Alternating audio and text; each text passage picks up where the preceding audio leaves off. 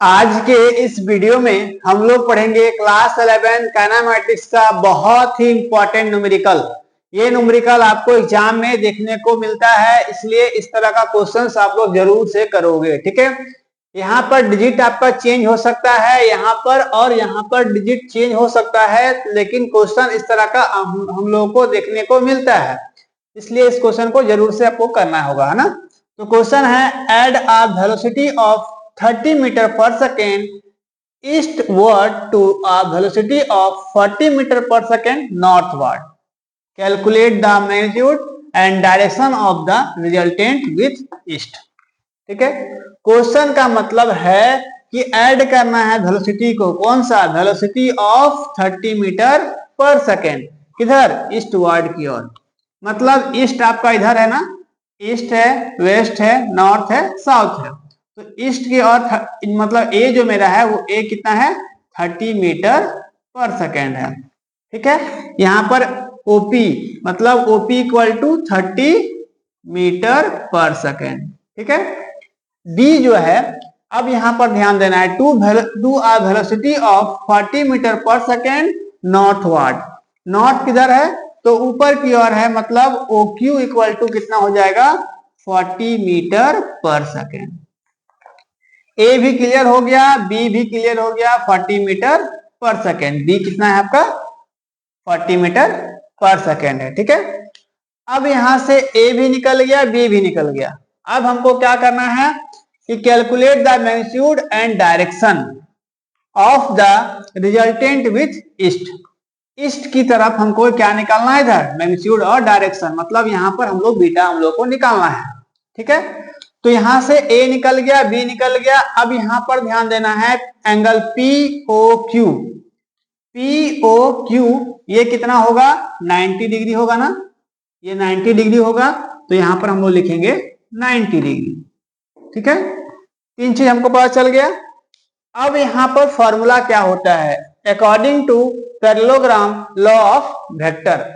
Parallelogram law of vector हम लोगों ने क्या पढ़ा था, फॉर्मूले का डेरिवेशन किया था हम लोगों ने, R square equal to root under A square plus B square plus 2ab cos theta.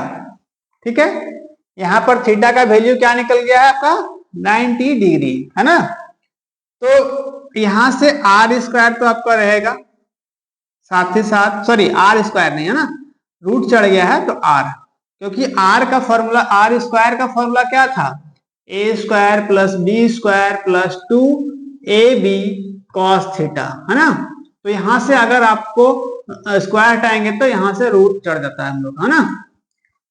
अब यहां पर ध्यान देना है, ए का वैल्यू कितना है, ए का जो वैल्यू है वो 30 है, यहां से, है ना, 30 और 40 बी का वैल्यू है, 30 का स्क्वायर, यहां से 40 का स्क्वायर, और यहां से 2, ए का वैल्यू कितना है, ए का वैल्यू मेरा 30 इंटू 30 इंटू 40, बी का वैल्यू 40, और cos थीटा का जो वैल्यू है वो cos 90 डिग्री, है ना। इसीलिए यहाँ पर हम लोग cos 90, ये जो एंगल बनेगा वो कितना बनेगा, दोनों के बीच में तो 90 डिग्री का एंगल बनेगा, है ना। तो यहां से r इक्वल टू क्या हो जाएगा, रूट अंडर, यहां से 30 का स्क्वायर कितना हो जाएगा, 900 प्लस 40 का 1600। अब यहां से देखना है कि cos 90 का वैल्यू कितना होता है, तो cos 90 का वैल्यू मेरा 0 होता है। तो ये टोटल टर्म यहां से जो इतना है, ये टोटल टर्म मेरा क्या हो जाएगा, 0, क्योंकि किसी भी चीज को 0 से इंटू करेंगे तो ये टोटल टर्म मेरा जो होगा वो 0 हो जाएगा। क्यों ऐसा होगा, क्योंकि ये इंटू में है, तो यहाँ पर हम लिखेंगे cos 90 इक्वल टू 0। तो ये टोटल टर्म जो है यहाँ प्लस से इधर आपका 0 हो जाएगा, है ना।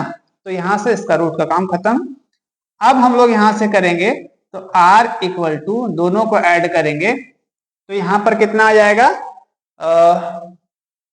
16 2500 आ जाएगा, है ना। दोनों को ऐड करेंगे तो 2500 आ जाएगा। तो यहां से r इक्वल टू क्या हो जाएगा आपका 50,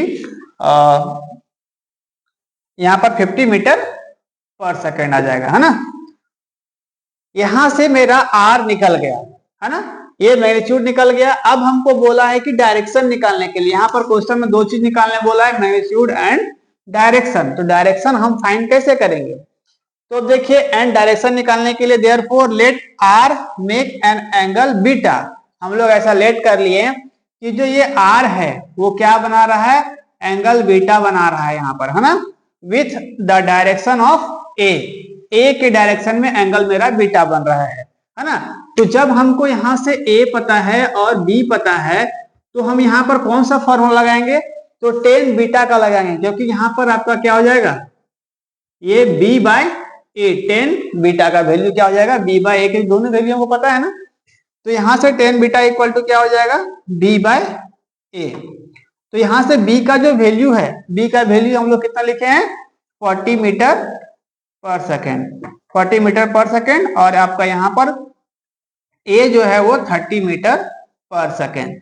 जब इसको हम लोग डिवाइड करते हैं तो आपका अप्रोक्स वैल्यू आएगा 1.333 और 3, है ना।